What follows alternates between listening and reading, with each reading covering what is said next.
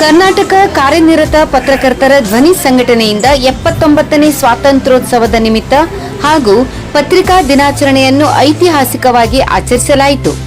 ತಾಲೂಕಿನ ವಿವಿಧ ಗ್ರಾಮಗಳ 85 ವಿದ್ಯಾರ್ಥಿಗಳಿಗೆ ಶಾಲಾ ಕಿಟ್ ಹಾಗೂ ರೈತರಿಗೆ ಸಸಿ ವಿತರಣಾ ಕಾರ್ಯಕ್ರಮ ಹಮ್ಮಿಕೊಳ್ಳಲಾಯಿತು. ಚೀಟಿ ಗ್ರೂಪ್ ವತಿಯಿಂದ ಸ್ಕೂಲ್ ಬ್ಯಾಗ್, ಧ್ವನಿ ಸಂಘಟನೆಯಿಂದ ನೋಟ್ಬುಕ್ 12, ಪೆನ್ 1 ಬಾಕ್ಸ್, ಕಂಪಾಸ್ 1, ಸೀಸ್ 1 ಬಾಕ್ಸ್, ಎಕ್ಸಾಮ್ ಪ್ಯಾಡ್ 1 ಪ್ರತಿಭಾವಂತ ಬಡ ವಿದ್ಯಾರ್ಥಿಗಳಿಗೆ ವಿತರಣೆ ಮಾಡಲಾಯಿತು. ಈ ಸಂದರ್ಭದಲ್ಲಿ ದಿವ್ಯ ಸಾನ್ನಿಧ್ಯ ವಹಿಸಿದ ಶ್ರೀ ಅಭಿನವ ಮಂಜುನಾಥ ಸ್ವಾಮಿಗಳು, ಉದ್ಘಾಟಕರಾಗಿ ಮಾಜಿ ವಾಯು ಮಾಲಿನ್ಯ ನಿಯಂತ್ರಣ ಮಂಡಳಿ ನಿರ್ದೇಶಕರು ಶ್ರೀ ಸುರೇಶ್ ಗುರಪ್ಪ ತಳವಾರ್ ಹಾಗೂ ಮಹಾವೀರ್ ಶಿಕ್ಷಣ ಸಂಸ್ಥೆ, ಮಹಾವೀರ್ ಉದ್ಯೋಗ ಸಮೂಹ ಸಂಸ್ಥೆ ಅಧ್ಯಕ್ಷರಾದ ಶ್ರೀ ಮಹಾವೀರ್ ನೀಲಜಿಗಿ, ಕ್ಷೇತ್ರ ಶಿಕ್ಷಣಾಧಿಕಾರಿಗಳಾದ ಶ್ರೀಮತಿ ಪ್ರತಿಭಾ ಪಾಟೀಲ್, ತಾಲೂಕ್ ಪಂಚಾಯತ್ ಇಂಜಿನಿಯರ್ ಶಶಿಧರ್ ಭೂಸ್ಗೋಳ್, ಗುತ್ತಿಗೆದಾರರು ಶಂಕರ್ ಗುಡಿಸಿ, ಅಧ್ಯಕ್ಷತೆ ಕರ್ನಾಟಕ ಕಾರ್ಯನಿರತ ಪತ್ರಕರ್ತರ ಧ್ವನಿ ಸಂಘಟನೆಯ ಜಿಲ್ಲಾಧ್ಯಕ್ಷರು ಡಾ ರವಿ ಬಿ ಕಾಂಬ್ಳೆ, ರೈತ ಸಂಘಟನೆಯ ಪ್ರಧಾನ ಕಾರ್ಯದರ್ಶಿ ಗೋಪಾಲ್ ಮರಬಸನ್ನವರ್, ರೈತ ಸಂಘಟನೆಯ ತಾಲೂಕಾ ಅಧ್ಯಕ್ಷ ಸಂಜು ಹಾವನ್ನವರ್, ಸದಾಶಿವ್ ಕಾಂಬ್ಳೆ, ಶ್ರೀಕಾಂತ್ ತಳವಾರ್, ಬಾಹು ಸಾಹೇಬ್ ಪಾಂಡ್ರೆ, ಶಶಿಶೇಖರ್ ದಾಮನೆಮಠ್, ಜಿಲ್ಲಾ ಕಾರ್ಯದರ್ಶಿ ಶಿವಾಜಿ ಬಾಳೇಶ್ ಗೋಳ, ಜಿಲ್ಲಾ ಗೌರವಾಧ್ಯಕ್ಷರು ಶ್ರೀಕಾಂತ್ ಚೌಗ್ಲಾ, ಜಿಲ್ಲಾ ಉಪಾಧ್ಯಕ್ಷರು ಗಂಗಾಧರ್ ಶಿರ್ಗಾಮಿ, ತಾಲೂಕಾ ಗೌರವಾಧ್ಯಕ್ಷರು ರಮೇಶ್ ತಳವಾರ್, ತಾಲೂಕಾ ಅಧ್ಯಕ್ಷರು ಸುನಿಲ್ ಲಾಳ್ಲೆ,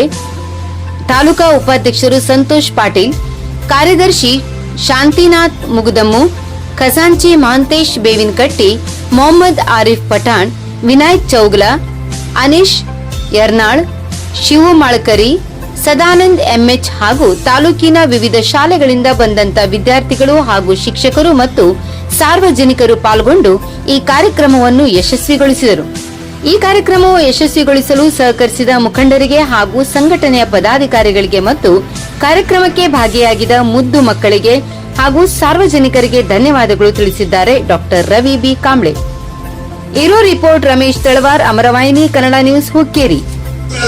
ಶ್ರದ್ಧಾಭಕ್ತಿ ಇಟ್ಟುಕೊಂಡ ಆ ಪತ್ರಿಕಾ ರಂಗದಲ್ಲಿ ವಿಶ್ವಾಸ ನೀಡ ಬಡವರಿಗೆ, ದಿನದಂತರಿಗೆ, ಕೆಳಗಿದ್ದವರಿಗೆ ನ್ಯಾಯ ಒದಗಿಸಿದ್ದಾದ ನಿಮಗ ಅತ್ತ ಪ್ರತಿಫಲ ಸಿಕ್ಕೇ ಸಿಗ್ತದೆ.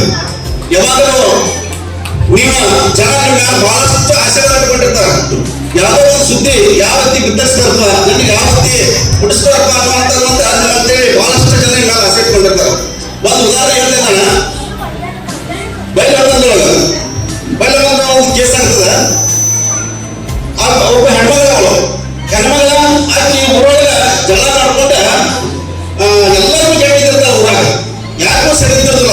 ಯಾರ ಆಕಿ ಏನಾದ್ರೆ ಕೇಸ್ ಮಾಡೋದು, ಜಗಳ ಮಾಡೋದು, ಈ ರೀತಿ ಬಹಳಷ್ಟು ಕೆಲಸ ಮಾಡ್ತಿರ್ತಾರ. ಅದನ್ನ ಒಂದು ದಿವಸ ಏನಾಗ್ಬೇಕು ಅಂದ್ರೆ ಆಕಿ ಯಾವ ಮೇಲೆ ಒಂದು ಸಿಟ್ಟು ಇಟ್ಕೊಂಡು ಒಬ್ಬ ಯಾರೋ ತಿಂಗಳನ್ನ ಸ್ವಲ್ಪ ದುಡ್ಡು ಕೊಟ್ಟು ಕರ್ಸ್ಕೊಂಡ ಕೃತಜ್ಞ ಅಂದ್ರೆ ಕೈಯಲ್ಲಿ ಕೂತಾಗ ಗಿಫ್ಟ್ಕೊಂಡಾಗ ಮಾಡಿ, ಸೀರಿಯಲ್ ಹರ್ಕೊಂಡಾಗ ಮಾಡಿ ಅದೊಂದು ದೊಡ್ಡ ಸುದ್ದಿ ಮಾಡಿಬಿಡ್ತಾರೆ ಒಬ್ರು ಯಾರು ಟಿವಿ ಅವರು. ಆ ಸುದ್ದಿಯನ್ನ ಗೃಹ ಮಂತ್ರಿಗಳು ನೋಡ್ತಾರೆ. ಟಿವಿ ಬಂದಂತ ಸುದ್ದಿಯನ್ನ ಗೃಹ ಮಂತ್ರಿಗಳು ನೋಡ್ತಾರೆ. ಗೃಹ ಮಂತ್ರಿಗಳು ನೋಡಿದವರು ಡೈರೆಕ್ಟ್ SP ಅವ್ರಿಗೆ ಫೋನ್ ಮಾಡ್ತಾರೆ. ಅವ್ರು ಯಾರಾದ್ರೆ ಅವ್ರನ್ನ ಇದಕ್ಕೆ ಅರೆಸ್ಟ್ ಮಾಡೋಣ ನಾವು. ಆ ಹೆಣ್ಮಗಳು ಏನ್ ಮಾಡ್ತಾರೆ ಅಂದ್ರೆ ಆ 4 ಮಂದಿ ಹೆಸರಾಗಿ ಕೇಸ್ ಕೊಟ್ಬಿಡ್ತಾರೋ. ಆ 4 ಮಂದಿ ಇನ್ನ ಗೃಹ ಮಂತ್ರಿಗಳು ಹೇಳ್ತಾರಪ್ಪ SP ಅವ್ರು ಹೇಳಿದ್ರೆ CBI ಕೇಸ್ ರಿಜಿಸ್ಟರ್ ಮಾಡಿಬಿಡ್ತಾರೋ. ಅಮಾಯಕ ಇದ್ದಂತ 4 ಜನ ಜೈಲಿನಾಗ ಬಿಡ್ತಾರೆ. ಆ ಹೆಣ್ಮಗಳಿಗೂ ಆ 4 ಮಂದಿಗೂ ಏನೂ ಸಂಬಂಧ ಇರೋದಿಲ್ಲ, ಜಗಳ ಇರೋದಿಲ್ಲ. ಟಿವಿಯವರ ಆ ಸುದ್ದಿಯನ್ನ ವಿತರಿಸುವ ಮುಖಾಂತರ ಅದು ಆ ನಿರಪರಾಧಿಗಳು ಅಪರಾಧಿಗಳಾಗಿ ಜೈಲಿಗೆ ಹೋಗೋ ಪ್ರಸಂಗ ಬರ್ತವೆ.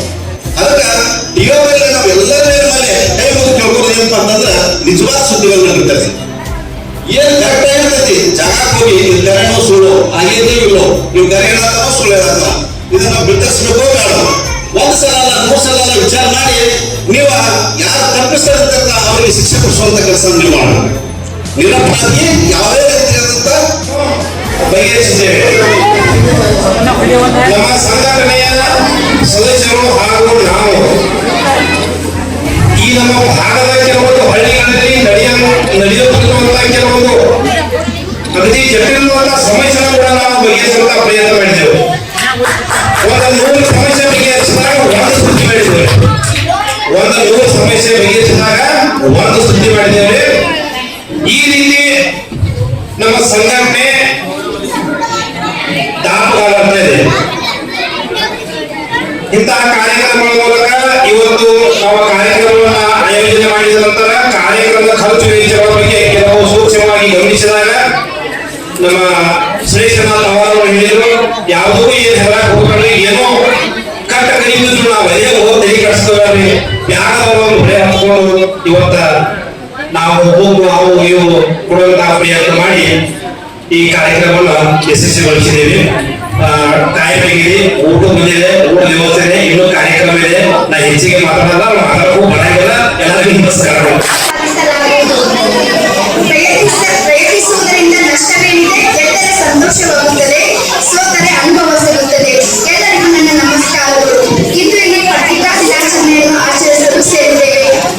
ಈ ಪತ್ರಿಕಾ ದಿನಾಚರಣೆಯನ್ನು ಜುಲೈ 1ರಂದು ಆಚರಿಸಲಾಗುತ್ತದೆ.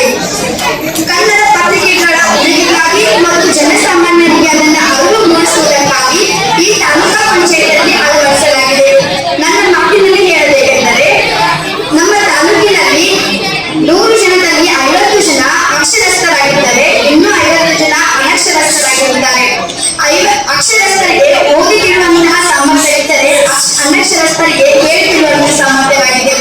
ಆದ್ದರಿಂದ ಈ ಕಾರ್ಯಕ್ರಮವನ್ನು ಇಲ್ಲಿ ಏರ್ಪಡಿಸುವುದು ಎಲ್ಲರಿಗೂ ಖುಷಿ ಕೊಡುವಂತಹ ವಿಚಾರವಾಗಿದೆ. ನಮ್ಮ ಇತಿಹಾಸವನ್ನು ತಿಳಿದಾಗ ಇದರ ಸ್ಥಾನ ಎಂಬುದು ನಮಗೆ ತಿಳಿದುಬರುತ್ತದೆ. ಅಂದರೆ ವಸಾಹತುಶಾಹಿಗಳ ವಿರುದ್ಧವಾಗಿ ಮತ್ತು ಸಮಾಜದ ದಬ್ಬಾಳಿಕೆಯ ಕಡೆಯ ವಿರುದ್ಧವಾಗಿ ಬಲು ಎತ್ತಿರುವ ತಂತ್ರಗಳು ಅಥವಾ ಮಂತ್ರಗಳು ಎಂದರೆ ಈ ಪತ್ರಿಕೆಯ ಅಕ್ಷರಗಳು ಎಂದರೆ ತಪ್ಪಾಗಲಾರದು.